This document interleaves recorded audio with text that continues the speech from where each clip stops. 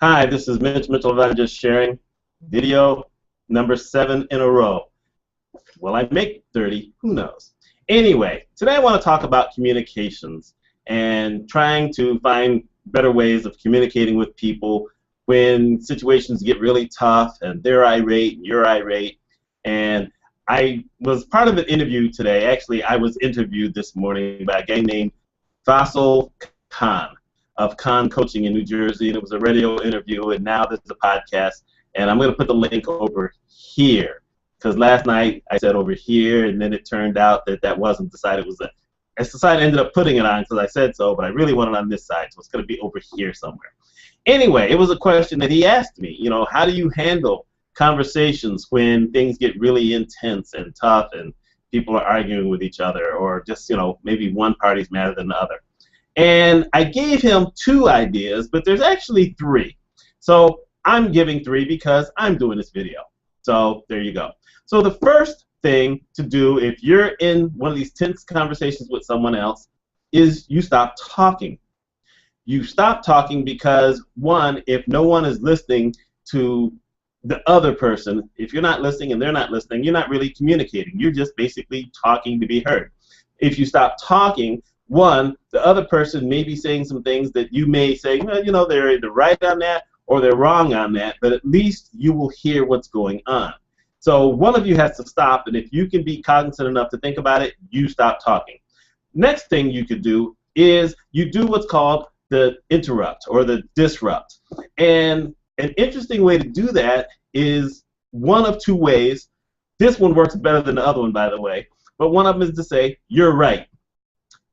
Automatic disrupt, because the person is mad and fuming and saying all this stuff, and then all of a sudden you've just caught them off guard. They don't know what to think. You're like, wait a minute, did I win? What happened?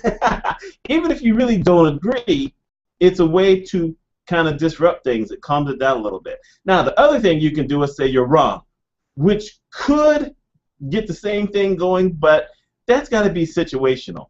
I don't think that you can get away with saying you're wrong if you're both yelling at each other. That's probably not going to get it done. But if one person is just kind of fuming in front of you and you say that in order to try to calm them down, that can work.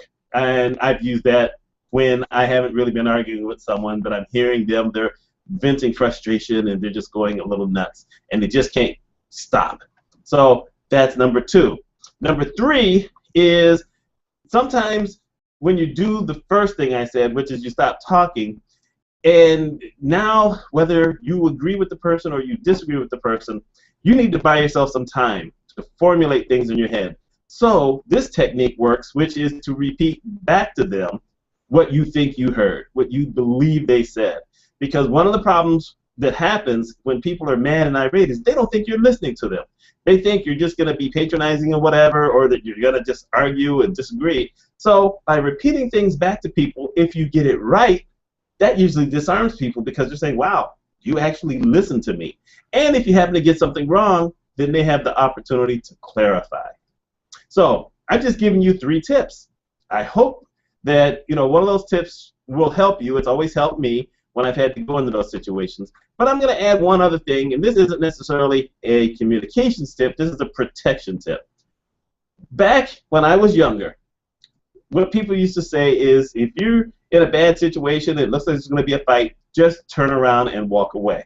Well, in 2014, that doesn't work. If you turn around and walk away, you're going to get clocked. Most probably, someone's just going to smack you in the back of the head. Why take those kind of chances? So never turn your back on anybody who's upset.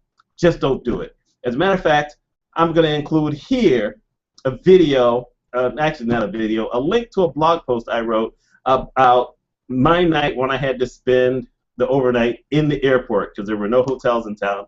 And there's this story that happened the next day that pretty much highlights why you never turn your back on someone who's mad, even if they're not mad at you. It's got a little humor to it, and it's absolutely true. So anyway, that's what I have for you tonight. Hopefully this is the shortest video of the series.